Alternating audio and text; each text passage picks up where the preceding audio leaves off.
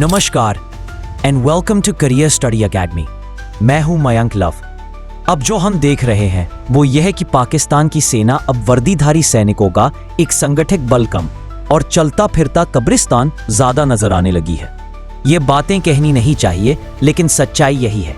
हर सुबह सैनिक इस उम्मीद में उठते हैं कि शायद आज उनकी बारी नहीं होगी, और रात होते होते खबर आ जाती है फिर 12 जवान मारे गए।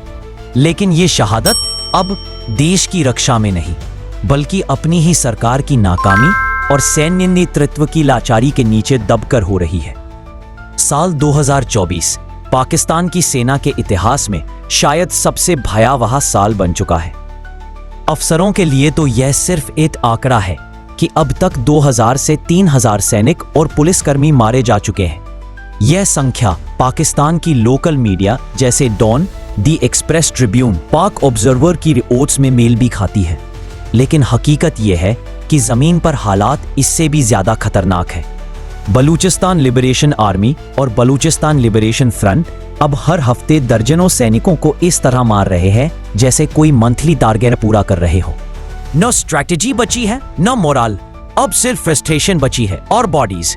हाल ही में बलूचिस्तान में BLA की फतेह ब्रिगेड ने एक मिलिट्री बस पर हमला कर 30 से ज्यादा पाक सैनिकों को मौत के घाट उतार दिया, जिसकी पुष्टि पाकिस्तान के डिफेंस सोर्सेज और लोकल मीडिया रिपोर्ट्स ने भी की है।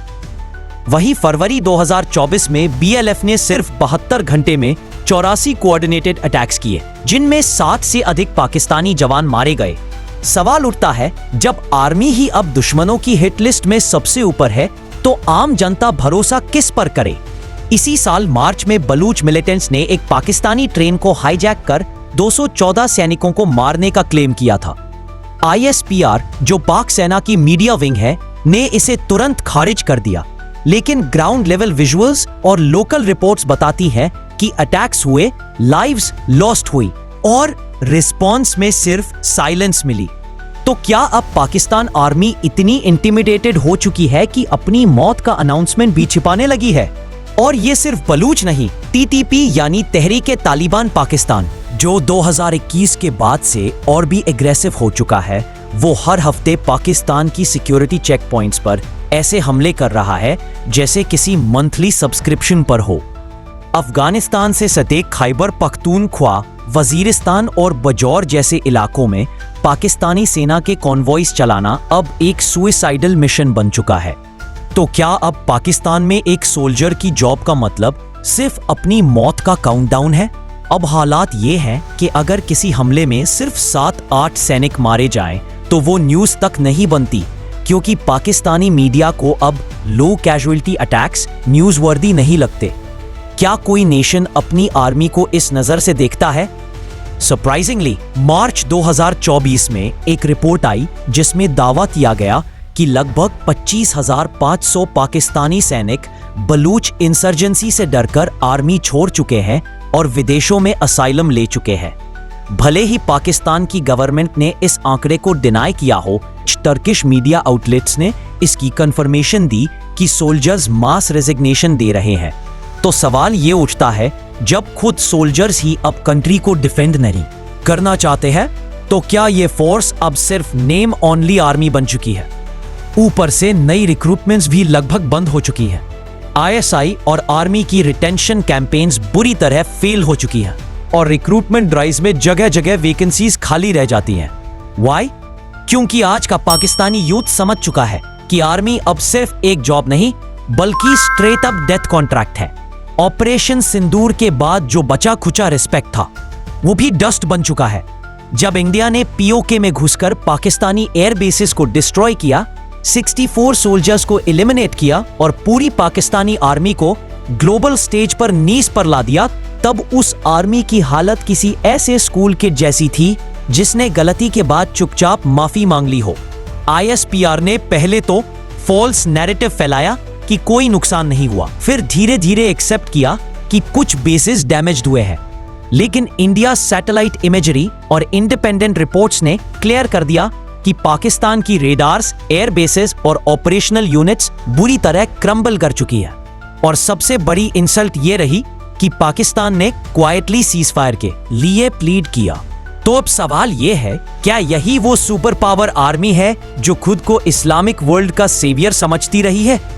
दूसरी ओर हाल ही में आईआईटी मद्रास में national security adviser Ajit Doval ने पब्लिकली कहा कि ऑपरेशन सिंदूर के दौरान भारत को 0 डैमेज हुआ, ना कोई एयरबेस हिट हुआ, ना एक कांच तक टूटा। उन्होंने foreign media, specially New York times जैसे प्लेटफॉर्म्स को सीधा चैलेंज कर दिया, अगर भारत पर बॉम्ब गिरा हो तो सैटेलाइट प्रूफ दिखाओ। इसे कहते हैं प्रिसाइज एथिकल मिलिट्री स्ट्राइक, और यही होता है रियल कॉन्फिडेंस। इसी बीच बलूच नेशनलिस्ट ग्रुप्स ने एक नया कैंपेन लॉन्च किया, ऑपरेशन बाम, जिसके तहत बीएनएम लीडर ने डिक्लेयर किया, बलूचिस्तान अब पाकिस्तान का हिस्सा कभी नहीं रहेगा।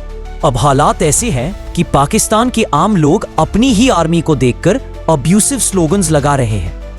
जिन इलाकों में ट्रूप्स तैनात हैं, वही की public shame on you, resign army जैसे चांस कर रही है। पाकिस्तान की इंटरनल इंटेलिजेंस एजेंसीज तक ने एडमिट कर लिया है कि आर्मी का मोराल अब नियर कोलैप्स पर है। सोल्जर्स ना फाइट करना चाहते हैं, ना ऑर्डर्स ओबे करना। तो सवाल उठता है, क्या यह सच में अब भी एक आर्मी है जब खुद उसका देश उसे रिजेक्ट कर चुका है? एक तरफ है इंडियाज आर्म्ड फोर्सेस जो एलओसी पर हर स्ट्राइक का रोडेस्ट रिस्पांस देती है, और दूसरी तरफ है पाकिस्तान आर्मी जो ऑपरेशन सिंदूर की चोट से अब तक रिकवर नहीं कर पाई है। क्या यही है वह शक्तिशाली सेना जिसकी डींगे पाकिस्तान सालों से हाँकता रहा? अब भी किसी को डाउट है कि पाकिस्तान आर्मी रोज रोज मर रही है, स्लोली, एक गोली से नहीं बल्कि एक डिफीट से, एक लाई से, और सबसे खतरनाक अपने ही देश के हेट्रेड से। ये आर्मी अब इंडिया से वॉर फाइट करने की कैपेबिलिटी में नहीं है, और ये बात खुद उसका आर्मी चीफ भी जानता है। इसलिए अब भी वो टेररिज्म को ही अपनी प्राइमरी स्ट्रैटेजी बनाए हुए है। लेकिन अब डायनामिक्स बदल चुके हैं। अब वो एरा नहीं रहा जब इंडिया साइलेंटली टॉलरेट करता था। अगर अब कोई और टेररिस्ट अटैक हुआ तो उसे पाकिस्तानी मिलिट्री की डायरेक्ट एक्शन माना जाएगा, और रिटेलिएशन भी उसी लैंग्वेज में मिलेगा। हर दिन दुनिया तेजी से बदल रही है। कहीं युद्ध की तैयारी हो रही है, कहीं ब्लैकमेलिंग चल रही है, और कहीं बड़े फैसले चुपचाप लिए जा रहे हैं। ऐसे वक्त में भारत की रणनीति, विदेश नीति और सुरक्षा से जुड़े हर पहलू को सही नजरिए से समझना बेहद जरूरी है, और यही मकसद है हमारे चैनल करियर स्टडी एकेडमी का। लेकिन यह मिशन आपके सपोर्ट के बिना अधूरा है।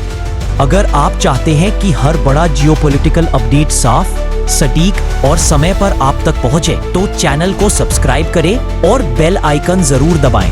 आपका एक सब्सक्राइब हमारी सबसे बड़ी ताकत है। हृदय से धन्यवाद। जय हिंद।